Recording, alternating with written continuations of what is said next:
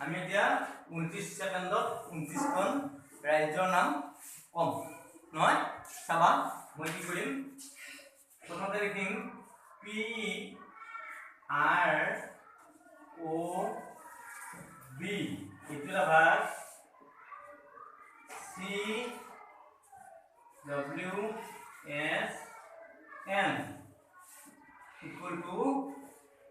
1 তাৰপিছত চাবা G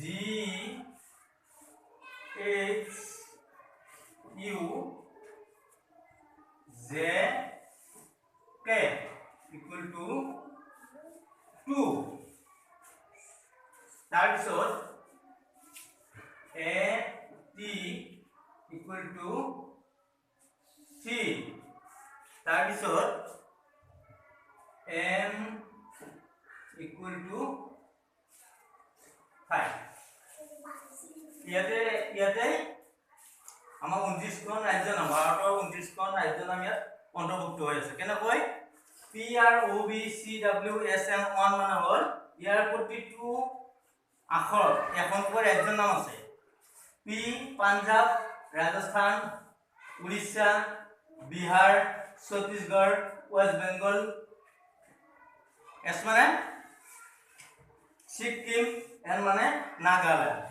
তেনচাবা G H U Z K G দুখন আছে গোৱা গুজৰাট H কি আছে হাৰিয়ানা আৰু কি আছে হিমাচল U আছে উত্তৰ প্ৰদেশ উত্তৰাখণ্ড Z আছে জম্মু কাশ্মীৰ আৰু ঝাৰখণ্ড আৰু K আছে কৰ্ণাটক কেৰালা হয়নে A আছে এছাম অন্ধ্ৰ প্ৰদেশ আৰু অৰুণাচল প্ৰদেশ আৰু T আছে তিনিখন ৰাজ্য কি তেলেংগানা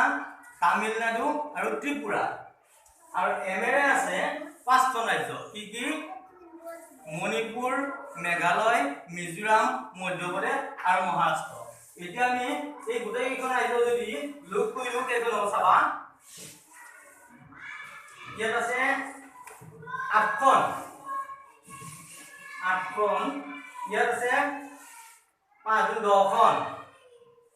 10খন ৰাজ্য ইয়াত আছে 6খন ৰাজ্য আৰু ইয়াত আছে 10খন ৰাজ্য হয়নে হয় গোটেইখন ৰাজ্য এটা যোগ কৰা কি হ'ব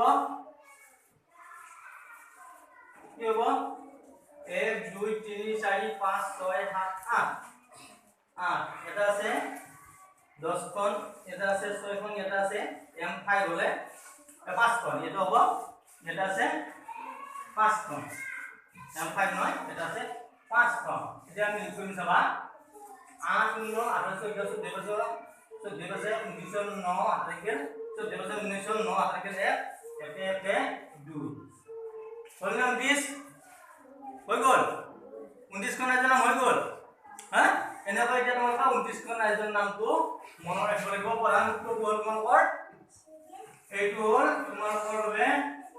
আমি তৈয়াৰ কৰা এটা সূত্ৰ এইটো মনত ৰাখিলে তোমালোকৰ 29 খন ৰাজ্য 29 ছেকেণ্ডত মনত ৰাখিব যাব